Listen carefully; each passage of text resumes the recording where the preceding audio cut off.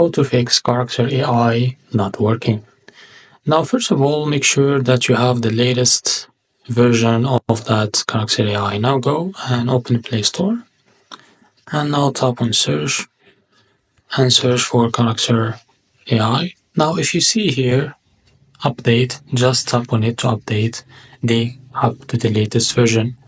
Now, after that, go and clear the cache of the app. Just hold it and tap on app info. Now after that, tap on storage and now clear the cache from here, as you can see. Now after that, log out and log in to your app again or to your account again. Now, if you use the character AI on browser, just go to the browser and clear history and cookies too.